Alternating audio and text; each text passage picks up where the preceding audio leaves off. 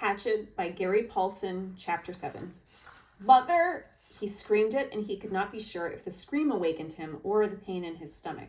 His whole abdomen was torn with great rolling jolts of pain that doubled him in the darkness of the little shelter, put him over and face down in the sand to moan again, Mother! Mother! Mother! Never again like this. Never anything like this. Never.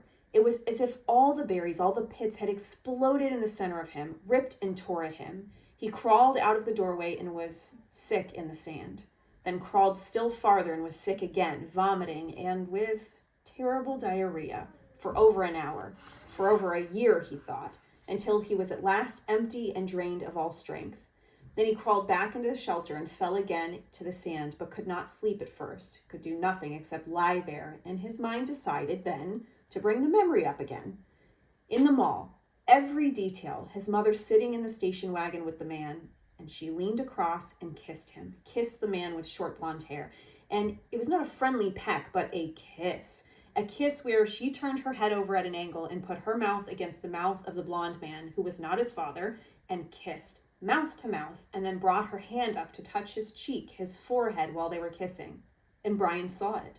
Saw this thing that his mother did with the blonde man, saw the kiss that became the secret that his father still did not know all about. The memory was so real that he could feel the heat in the mall that day, could remember the worry that Terry would turn and see his mother, could remember the worry of the shame of it, and then the memory faded and he slept again. Awake for a second, perhaps two. He did not know where he was still in his sleep somewhere. Then he saw the sun streaming in the open doorway of the shelter and heard the close, vicious whine of the mosquitoes and knew. He brushed his face, completely welted now with 2 days of bites, completely covered with lumps and bites, and was surprised to find the swelling on his forehead had gone down a great deal, was almost gone. The smell was awful, and he couldn't place it. Then he saw the pile of berries at the back of the shelter and remembered the night and being sick. Too many of them, he said aloud, too many gut cherries.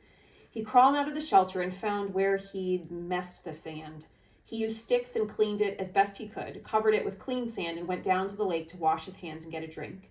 It was still very early, only just past true dawn, and the water was so calm he could see his reflection. It frightened him. The face was cut and bleeding, swollen and lumpy, the hair all matted, and on his forehead a cut had healed but left the hair stuck with blood and scab. His eyes were slits in the bites, and he was somehow covered with dirt. He slapped the water with his hand to destroy the mirror. Ugly, he thought, very, very ugly. And he was, at that moment, almost overcome with self-pity. He was dirty and starving and bitten and hurt and lonely and ugly and afraid and so completely miserable that it was like being in a pit, a dark, deep pit with no way out. He sat back on the bank and fought crying, then let it come, and cried for perhaps 3-4 minutes, long tears, self-pity tears, wasted tears. He stood, went back to the water, and took small drinks. As soon as the cold water hit his stomach, he felt the hunger sharpen as it had before, and he stood and held his abdomen until the hunger cramps receded. He had to eat. He was weak with it again, down with the hunger, and he had to eat. Back at the shelter, the berries lay in a pile where he had dumped them when he grabbed his windbreaker. Gut cherries, he called them in his mind now, and he thought of eating some of them, not such a crazy amount as he had, which he felt brought on the sickness in the night, but just enough to stave off the hunger a bit. He crawled into the shelter. Some flies were on the berries, and he brushed them off. He selected only the berries that were solidly ripe, not the light red ones, but the berries that were dark, maroon red to black, and swollen in ripeness. When he had a small handful of them, he went back down to the lake and washed them in the water. Small fish scattered away when he splashed the water up, and he wished he had a fishing line and hook. Then he ate them carefully, spitting out the pits. They were still tart, but had a sweetness to them, although they seemed to make his lips a bit numb. When he finished, he was still hungry, but the edge was gone, and his legs didn't feel as weak as they had. He went back to the shelter. It took him half an hour to go through the rest of the berries and sort them, putting all the fully ripe ones in a pile on some leaves, the rest in another pile. When he was done, he covered the 2 piles with grass, and he tore from the lake shore to keep the flies off and went back outside. They were awful berries, those gut cherries, he thought, but there was food there, food of some kind, and he could eat a bit more later tonight if he had to. For now, he had a full day ahead of him. He looked at the sky through the trees and saw that while there were clouds, they were scattered and did not seem to hold rain. There was a light breeze that seemed to keep the mosquitoes down, and he thought, looking up along the lake shore, if there was one kind of berry, there could be other kinds, sweeter kinds. If he kept the lake in sight as he had done yesterday, he should be all right, should be able to find home again. And it stopped him. He had actually thought it this time. Home. 3 days, no, 2, or was it 3? Yes, this was the 3rd day, and he had thought of the shelter as home. He turned and looked at it, studied the crude work. The brush made a fair wall, not weather-tight, but it cut most of the wind off. He hadn't done so badly at that. Maybe it wasn't much, but also maybe it was all he had for a home. All right, he thought, so I'll call it home. He turned back and set off up the side of the lake, heading for the gut cherry bushes, his windbreaker bag in his hand. Things were bad, he thought, but maybe not that bad. Maybe he could find some better berries.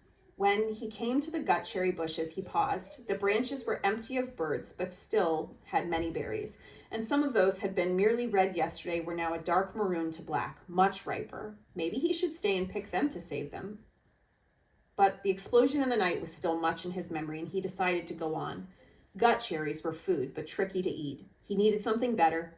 Another 100 yards up the shore, there was a place where the wind had torn another path. These must have been fierce winds, he thought, to tear places up like this, as they had the path he had found with the plane when he crashed.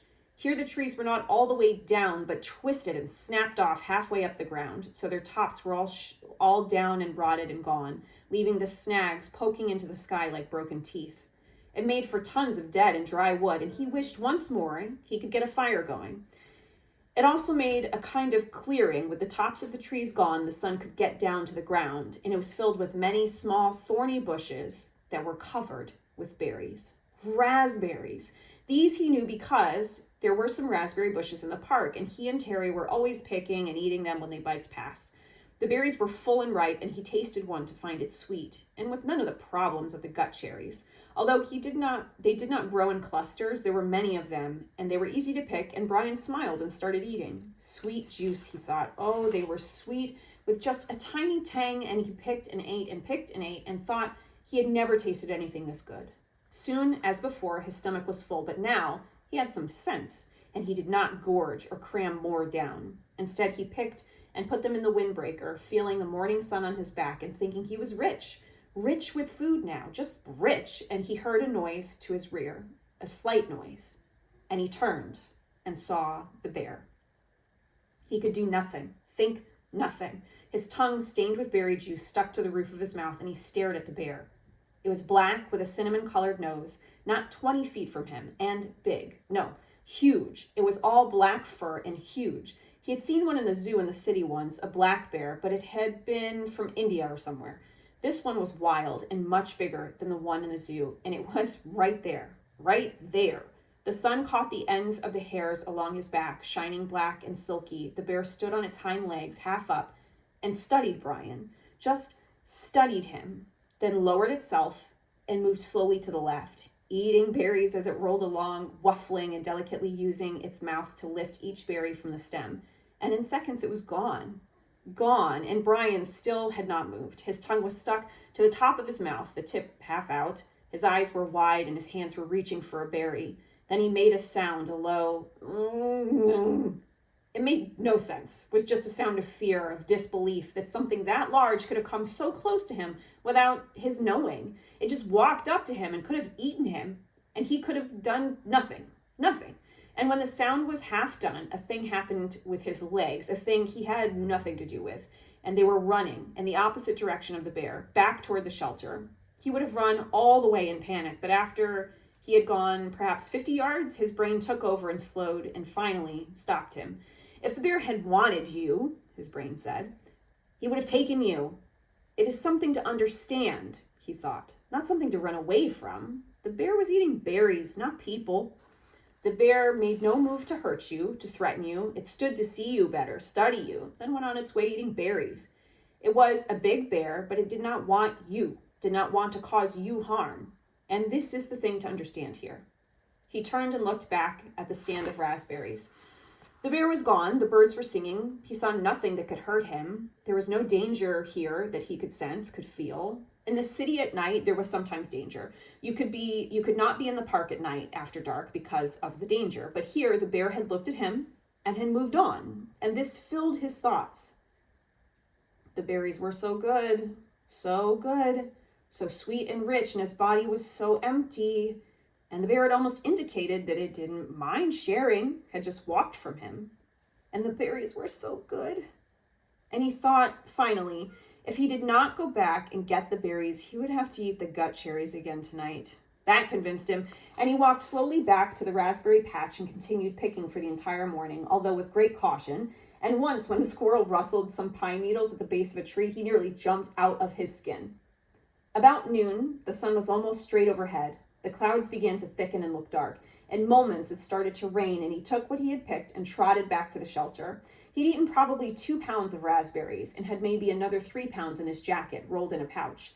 He made it to the shelter just as the clouds completely opened and the rain roared down in sheets. Soon the sand outside was drenched and there were rivulets running down to the lake. But inside, he was dry and snug. He started to put the picked berries back in the sorted pile with the gut cherries, but noticed that the raspberries were seeping through the jacket. They were much softer than the gut cherries and apparently were being crushed in a bit with their own weight. When he held the jacket up and looked beneath it, he saw a stream of red liquid. He put a finger in it and found it to be sweet and tangy, like pop without the fizz. And he grinned and lay back on the sand, holding the bag up over his face and letting the seepage drip into his mouth. Outside, the rain poured down, but Brian lay back, drinking the syrup from the berries, dry and with the pain almost all gone, the stiffness also gone, his belly full and a good taste in his mouth. For the first time since the crash, he was not thinking of himself, of his own life. Brian was wondering if the bear was as surprised as he to find another being in the berries. Later in the afternoon, as evening came down, he went to the lake and washed the sticky berry juice from his face and hands, then went back to prepare for the night. While he had accepted and understood that the bear did not want to hurt him, it was still much in his thoughts, and as darkness came into the shelter, he took the hatchet out of his belt and put it by his head, his hand on the handle, as the day caught up with him, and he slept.